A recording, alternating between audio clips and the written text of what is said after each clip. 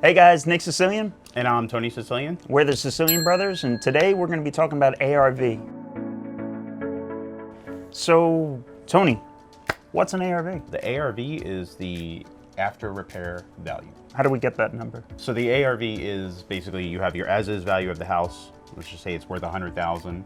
After you put X amount of dollars into it, let's just say $25,000, it's worth $175 because you've invested money and improved the value. So, how do you know that it's not worth $125 now, right? You bought it for $100, you put $25 into it. How is it not worth $125 now? How did you get the 75 number, right? $175. Right. So the interesting thing is, depending upon how you buy the house, if you pay too much for it, and you put 25 into it, it may only be worth 125. So the repairs don't necessarily have a direct correlation as to the value of the house.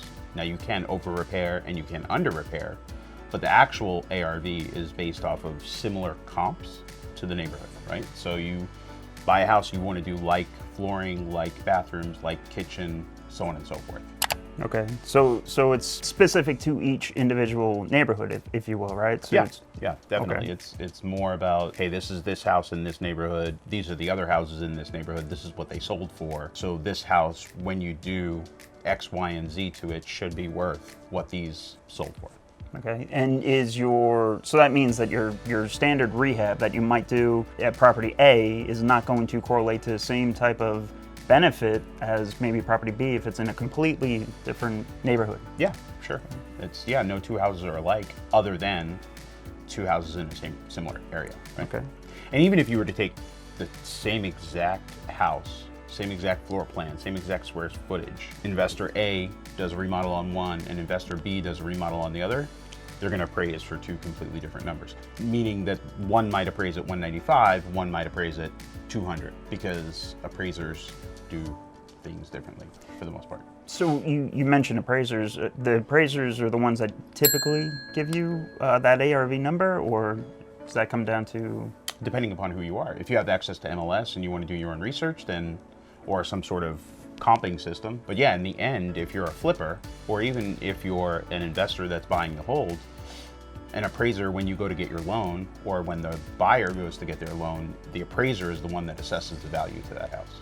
Okay, so there's no guarantee that it will even hit that value that you're aiming for. Correct. Okay. Yeah. No, there's no guarantees. So the ARV is more like a target.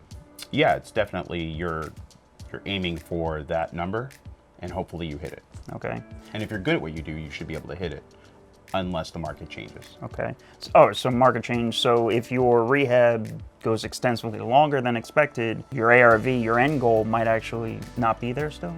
Sure. Or have changed? Yeah, sure, because time matters, right? So taking this year specific, someone that bought and started rehabbing something in February but didn't sell it until after Corona, it might be two different numbers. But it could also be higher, right? Because time, and especially the market that we're in now, where things are getting more expensive as time goes on because there's less inventory and higher demand, appraisals are going up. So you could wind up benefiting from a market appreciation. So you might get surprised, not depressed.